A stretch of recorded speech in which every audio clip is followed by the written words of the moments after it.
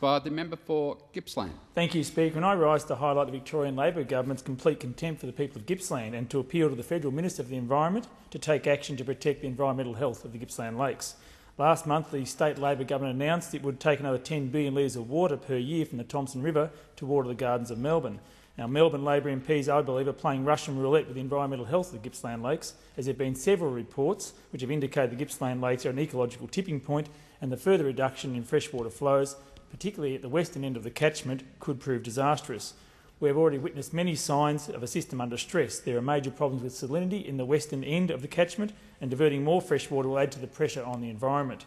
Speaker, the health of the Gippsland Lakes is fundamental to the $200 million tourism industry, and the government knows this decision will have a significant negative impact on a variety of species throughout the catchment.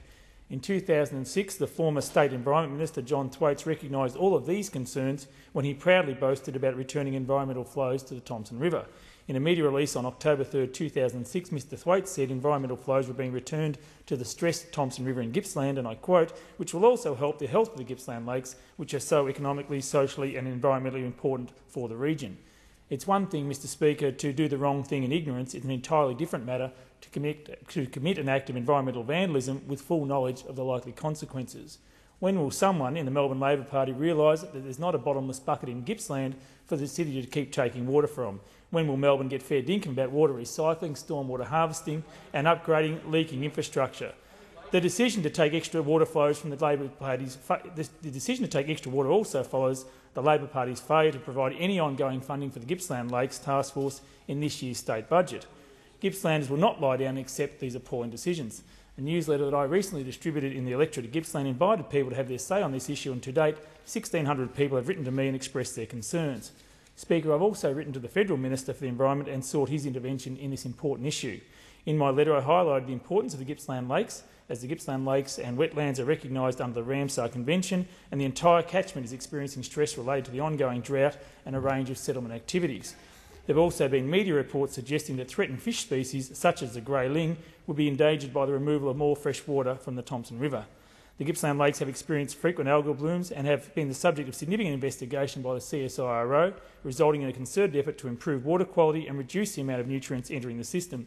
Indeed, the federal government, to its credit, has made a financial commitment of $3 million over 3 years to tackle some of these tasks.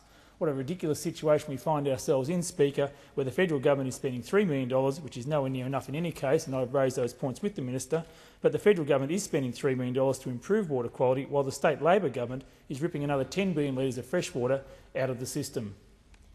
Given the state government's decision is likely to have a significant impact on the environment of the Gippsland Lakes and catchment, I'm seeking assistance from the Minister to discharge the federal government's responsibilities in this matter.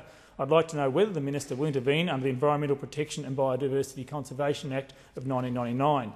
The Minister has written to me on other issues relating to the Gippsland Lakes, and in his letter, which I stress was not directly in relation to the Thomson issue but a related Gippsland Lakes matter, the Minister wrote, and I quote, "Matters of national environmental significance include the ecological character of a wetland listed under the Ramsar Convention. In considering the impacts of any actions on the ecological character of Ramsar wetlands, consideration is given to indirect impacts such as catchment-related impacts, as well as those which are caused directly within the wetland boundary. I'm waiting for the Minister's response regarding the Thomson issue in particular, but the EPBC significant impact guidelines provided to my office by the Minister indicate that an action will require approval from the Minister for the Environment if the action has, will have or is likely to have a significant impact on a matter of national environmental significance. The activity in this case is removing an additional 10 billion litres of fresh water and environmental flows that I contend, and the CSIRO has previously stated, is likely to have a significant impact on the future of the Gippsland Lakes and its Ramsar listed wetlands, not to mention the potential impact that it may have on endangered species. I call on the Minister of the Environment to investigate this decision by the State Labor Government and assess whether approval should be sought from the Commonwealth under the EPBC. Speaker, 1,600 Gippslanders have already raised their concerns, and I hope the Minister is prepared to listen and take action to help protect the largest inland waterway in the Southern Hemisphere and its catchment areas. In closing, Speaker, the Minister certainly hasn't heard the last of this matter. I've been supporting a petition with my state parliamentary colleagues, which is available on my website and will also be distributed throughout the region. Gippslanders are very passionate about the environment of our local waterways, and they're passionate about the future of the Gippsland Lakes, and they know when they're getting a raw deal.